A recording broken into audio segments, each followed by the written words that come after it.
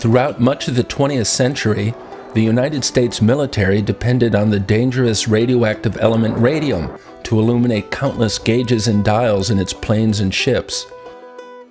Radium was discovered by Marie and Pierre Curie in 1898.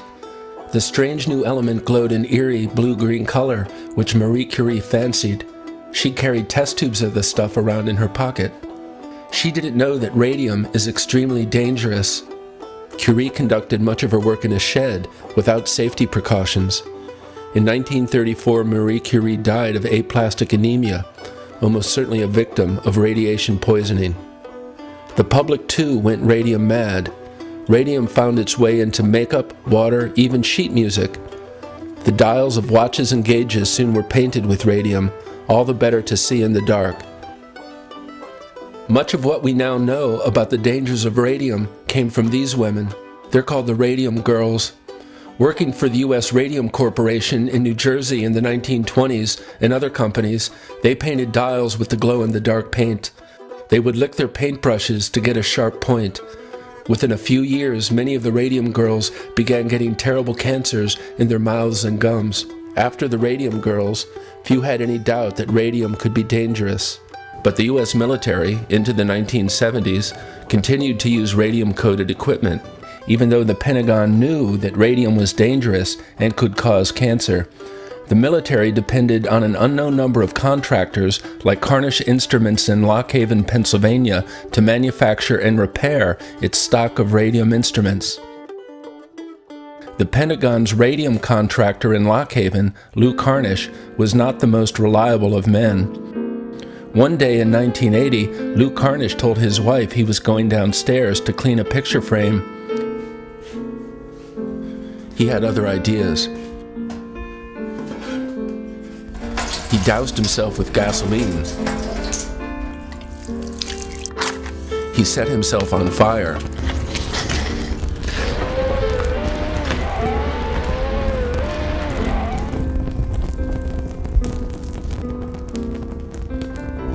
Lou Carnish died a few days later in the hospital with burns over most of his body. In 2007, more than a quarter century after Carnish's death, across town from the house where he set himself on fire, alarming levels of radiation were found in a building he once owned. By that time, college students would be living in the building. Almost a year after the problem was discovered, the students were quietly told to move out. To remove the nuclear contamination, environmental officials quietly razed the building and excavated deep into the ground to dig out the poison. This is what was left. But what caused this crater? And why had Lou Carnish burned himself to death?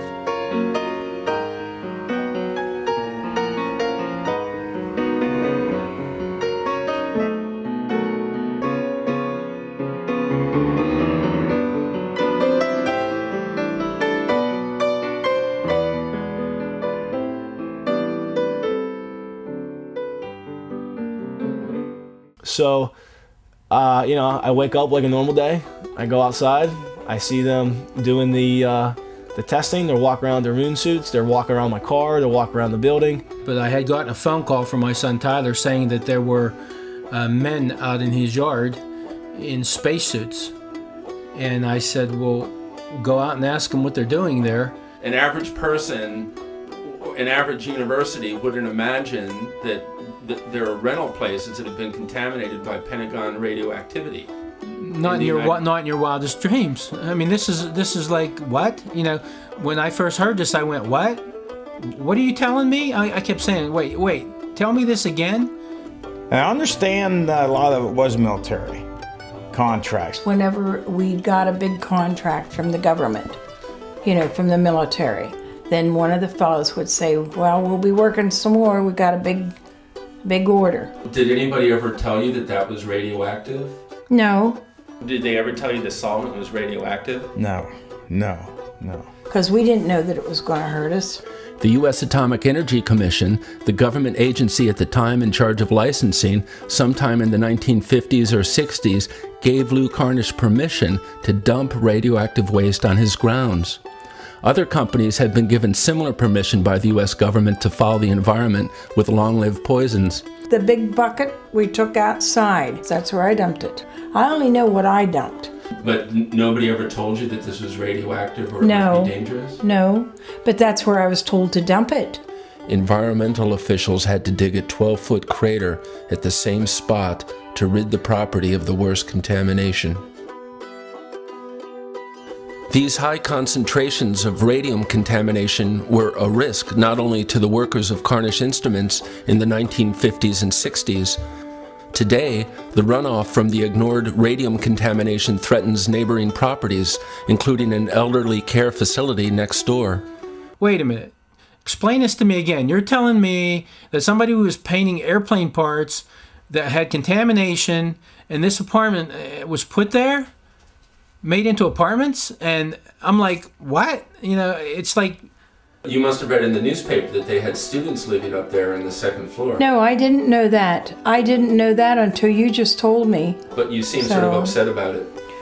Oh, well. Wonder how many children, how many of them boys and girls lived there. Well, if this was one of your kids, you know, that was living in the rental place, would you be worried about their health? I most certainly would, and I'd be doing something about it. I'd be going after somebody. My son's a health and phys ed major at Lockhaven in his 5th year, and he plans to be a health and phys ed teacher and a coach. The longer you are exposed to radiation, the more it hurts you. Why then were the students and their families kept in the dark for months, even years, by state environmental officials? What were these officials thinking? Internal documents from the Pennsylvania Department of Environmental Protection shed light on what decisions were made, when they were made, and why they were made. On December 28, 2007, a State Department of Environmental Protection employee noted preliminary high readings.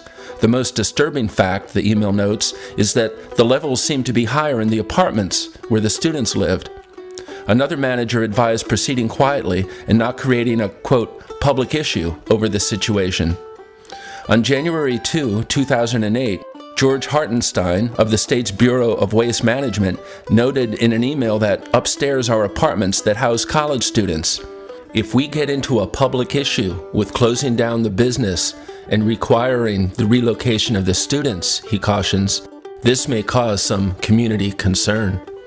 The email continues, we may even need to refer to the Department of Health for a health assessment. And so state environmental officials worried they had a health problem on their hands with the students, but also worried about the public relations fallout if this became known. Do you think this is how students who are going to school should be treated? No. Do you think this is how young people in the United States of America should be treated? I don't think anybody in anywhere should be treated like this. How do you feel when I give you this report that's marked not for public release? How do I feel about that? Yeah. Angry, lied to. Now, what if I were to tell you that the Pentagon has an inventory list of every place they put these gauges and dials? What would you say about that? I would say that they were negligent. If there's a contaminant out there, it's like anything else. If it was passed around, I mean, even if you go to a restaurant and you eat tomatoes that have E. coli in, they have to track it to see where it came from. And then they have to stop everybody from eating it.